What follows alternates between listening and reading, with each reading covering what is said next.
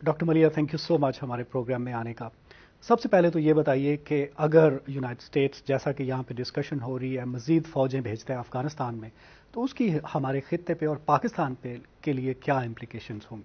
सबसे अहम चीज़ तो ये है कि आया अमरीकी ऑब्जेक्टिव्स जो हैं ख़ित्ते में और पाकिस्तान के जो ऑब्जेक्टिव्स हैं वो एक ही हैं, और मैं समझती हूँ स्ट्रेटेजिक लेवल पे एक ही हैं, इसलिए कि दोनों मुल्क चाहते हैं कि स्टेबिलिटी हो।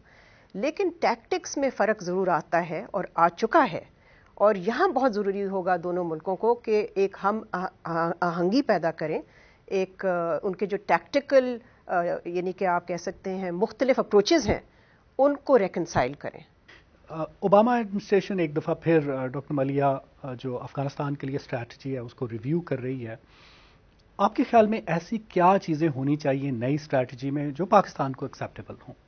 जहाँ तक पाकिस्तान का ताल्लुक है, जाहिर है अगर सदर ओबामा सिर्फ फौजी कार्रवाई को एस्केलेट की तरफ जाते हैं और सिर्फ फौजें बढ़ाने की एक पॉलिसी इख्तियार करते हैं तो उसके मनफी असरात पाकिस्तान पे पड़ेंगे, और इसकी मुख्तलिफ वजूहात हैं। एक तो ये कि और जो लोग हैं मिलिटेंट्स वो पाकिस्तान की तरफ बॉर्डर क्रॉस करके आएंगे, मुहाजिरीन में भी इजाफा हो सकता है। अफगान मुजाहिरीन जो कि आप जानते हैं कि 2 मिलियन के लगभग अभी भी मौजूद हैं पाकिस्तान में। इसके अलावा जो नेटो की सप्लाई लाइंस हैं, ग्राउंड सप्लाई लाइंस जो कि पाकिस्तान के ज़रिए जाती हैं अफ़गानिस्तान, कोई 70-80% के करीब जो सप्लाईज हैं जो अफ़गानिस्तान में जाते हैं वो पाकिस्तान के ज़रिए जाते हैं। तो इस किस्म की फ़ौजी कार्रवाई अगर इसमें इजाफा होता है अफ़गानिस्तान में तो सप्लाई की जो डिमांड है वो बढ़ जाएगी, और सप्लाई लाइंस जो हैं उस पर भी पाकिस्तान की फ़ौज को उसको प्रोटेक्ट करना पड़ेगा, जो कि इस वक्त पाकिस्तानी जो फ़ौज है वो अपनी कार्रवाई में प्रीऑक्यूपाइड है जो कि साउथ वज़ीरिस्तान में हो रही है। तो मैं समझती हूँ कि सदर ओबामा के लिए ये एक बहुत ही चैलेंजिंग वक्त है, लेकिन फैसला जो उनको करना चाहिए है वो उनको कोशिश करनी चाहिए कि सियासी हल की तरफ जाएं अफ़गानिस्तान में, बजाय इसके कि फ़ौजों का इजाफा करें जिससे कि पूरे खित्ते पे मनफी असरात पड़ेंगे।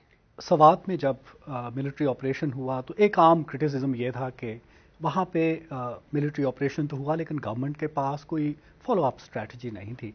अब जब वज़ीरिस्तान में हो रहा है तो क्या आप क्या देख रही हैं कि क्या गवर्नमेंट के पास कोई ऐसी स्ट्रैटेजी है जो मिलिट्री ऑपरेशन के बाद वहाँ पे डेवलपमेंट का काम हो या फॉलो अप के लिए?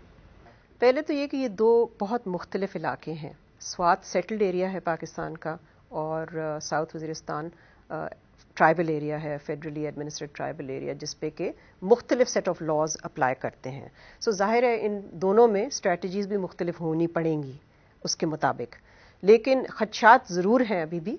मेरा ख्याल है पाकिस्तान में कि जो पोस्ट कॉन्फ्लिक्ट सिचुएशन जिसको कहते हैं उसके लिए पूरी तरह से अभी तक तैयारी सामने नहीं आई, लेकिन मुझे पूरा यकीन है कि इसके बारे में ज़रूर हुकूमत और फ़ौजी क़यादत ने सोचा होगा कि साउथ वज़ीरिस्तान को होल्ड कैसे करना है।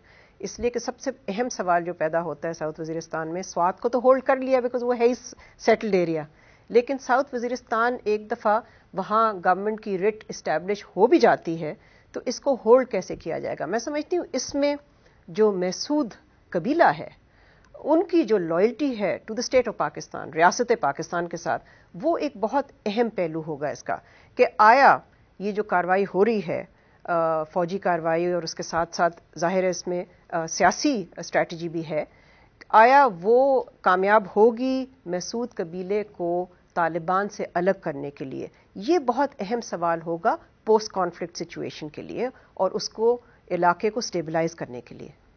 ये बताइए कि मनमोहन सिंह जल्द ही अमेरिका का दौरा करने वाले हैं। क्या दोनों मुल्कों के दरमियान ताल्लुकात को बेहतर करने के लिए अमेरिका क्या रोल प्ले कर सकता है?